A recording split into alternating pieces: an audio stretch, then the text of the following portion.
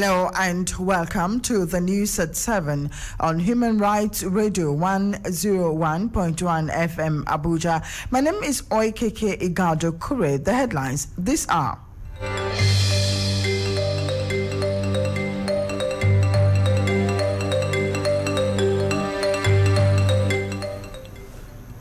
President Muhammadu Buhari says political opponents are blackmailing him over herdsmen-farmer clashes.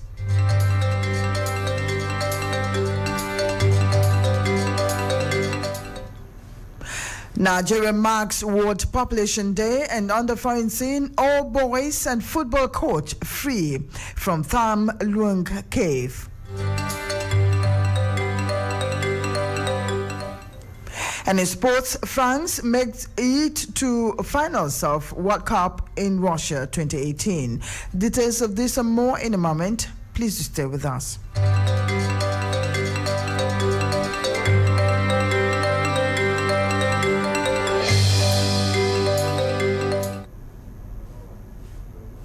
And now the news in full.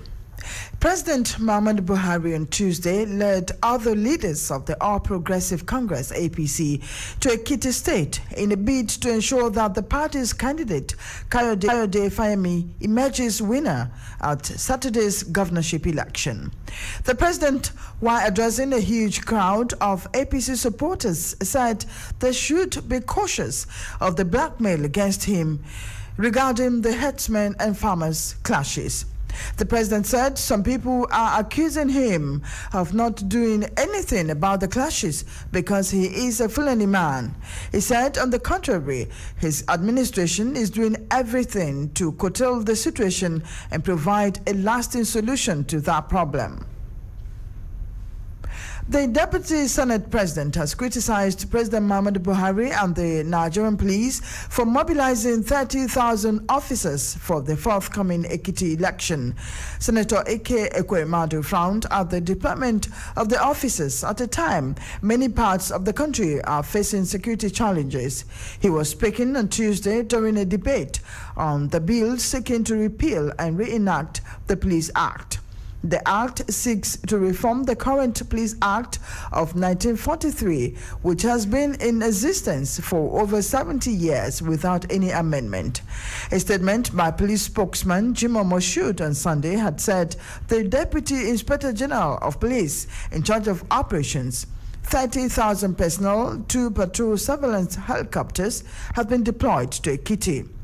The statement also said 5 additional armored personnel carriers, 10 armored personnel vehicles, and 250 police patrol vehicles have been also deployed for the election slated to hold on Saturday, July 14 in Ekiti.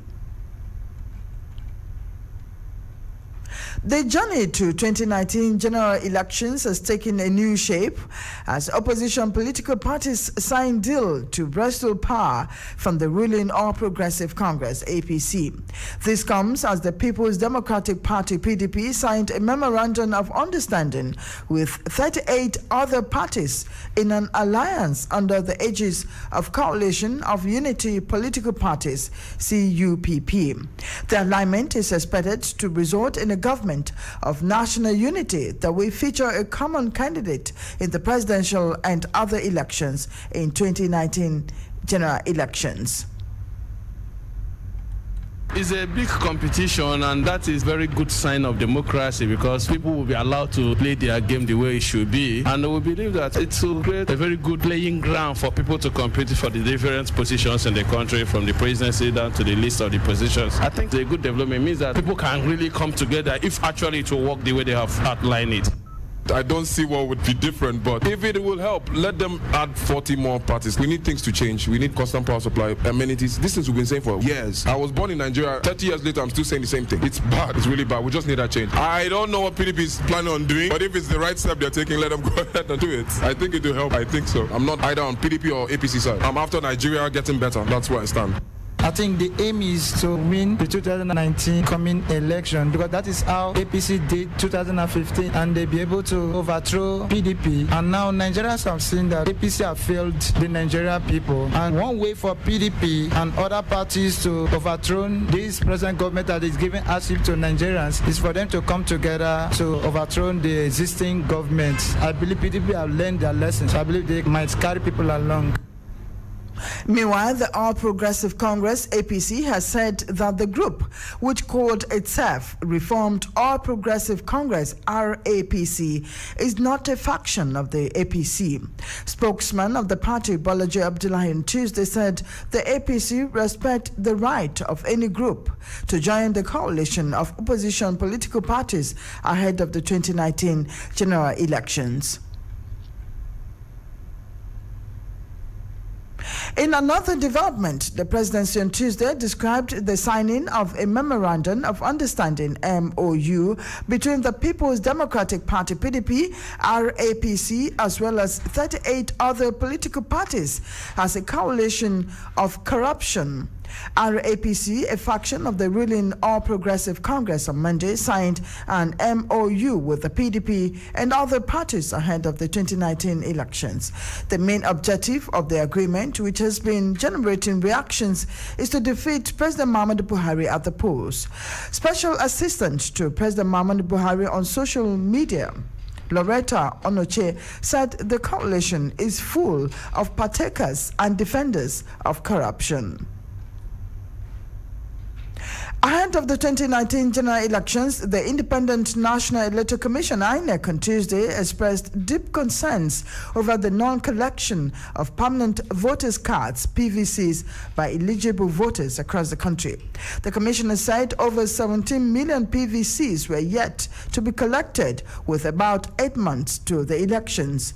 National Commissioner of INEC, Mohammed Lekki, noted that since the commencement of the continuous voter registration exercise in 2017, over 10 million PVCs are ready and are waiting for their owners to collect.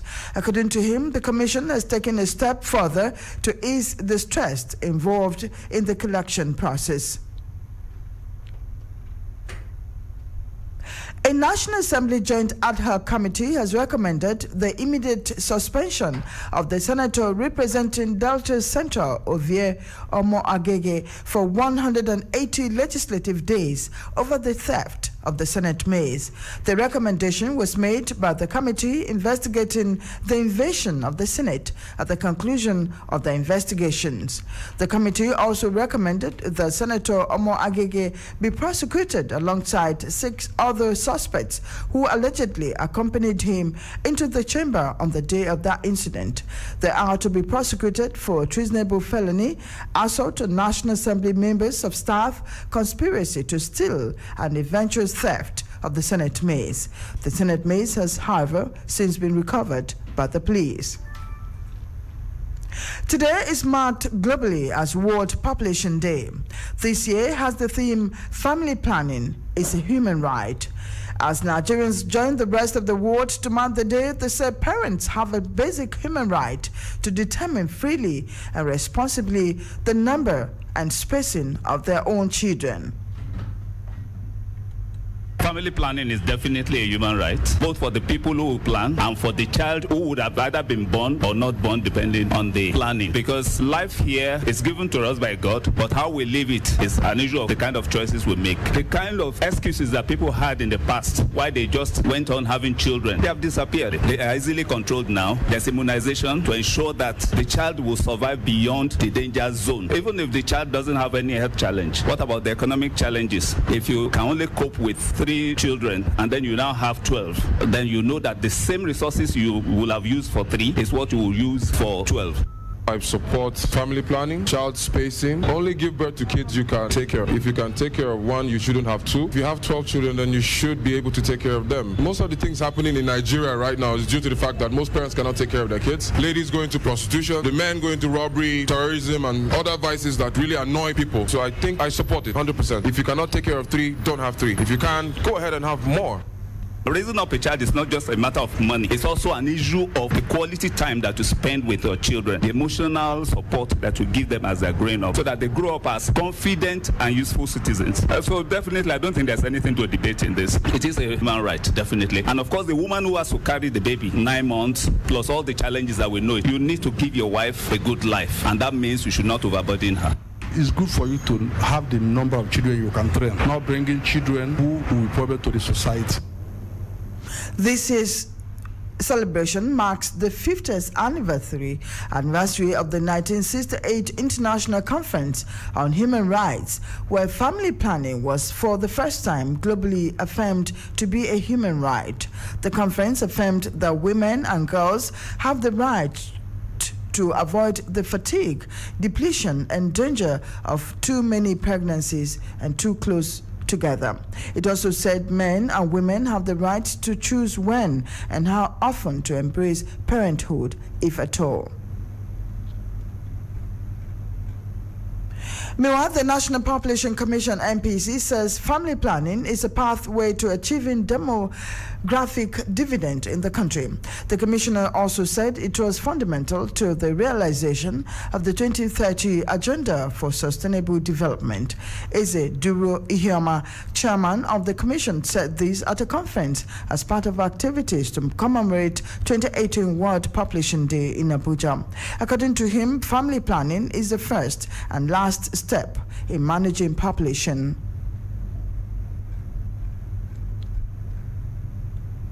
As issues of security continue to take center stage in the country, some Nigerians said there must be something to be done to end the senseless killings across the country.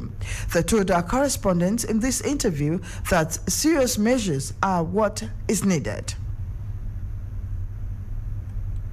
If we ask ourselves, how did you get to where we are? I would like to look at our leaders. The struggle for power. In their bid to get power, they employed some youths, dishing out money to them, even giving them ammunitions. And after getting the power, they abandoned the youths. The youths are human beings, they have brain, and they still want to be part of it. So they decide to use the ammunition for something else. But the point is, as patriotic Nigerians, we have to work for the peace of our country. Even the youths that were used to get ourselves to this level, they have to have a rethink. They have to have it in mind that the future generations, they have to work for them. They are children. So we need to change. We need to think and bring our country to a peaceful environment so that we can all rise.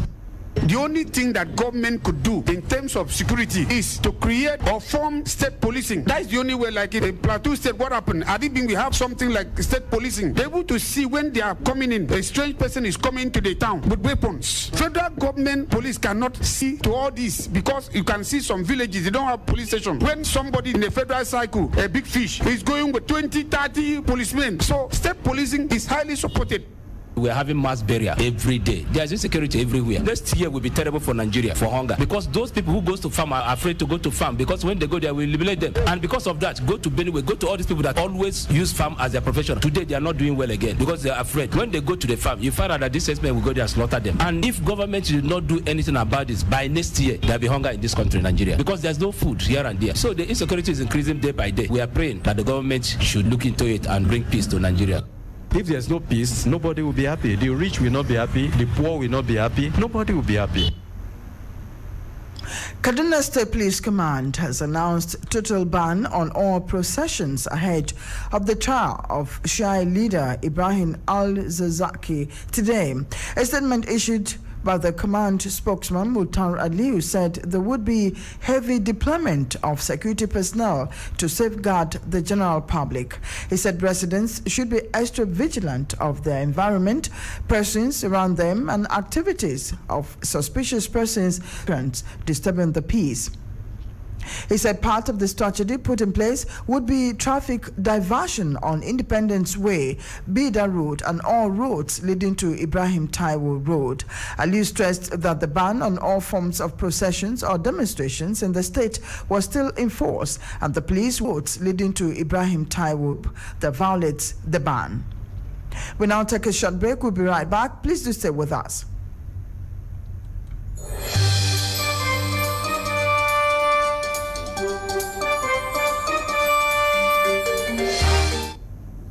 Welcome back. And on the foreign scene, divers in northern Thailand have rescued all 12 boys and their football coach from flooded caves 17 days after they got trapped underground. The plight of the group and the dangerous work to free them has gripped the world's attention.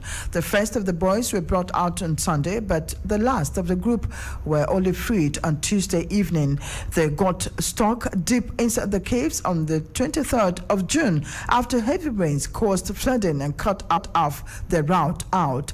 Aged between 11 and 17, the members of the White Boas football team had entered the Tham Luang cave in the province of Chiang Rai during an excursion with their coach. And in sports, France has booked a place for the final game of the Russia 2018 World Cup. France defeated Belgium in the battle at the first semi-final match of the ongoing Russia 2018 World Cup on Tuesday evening. As the fight for the ultimate football trophy continues, Croatia will face England this Wednesday in Moscow. And the third place match is slated for Saturday in St. Petersburg, while the final match is billed for Sunday in Moscow on the 15th of July. Thank you for listening. My name is Oikike Igado Kure.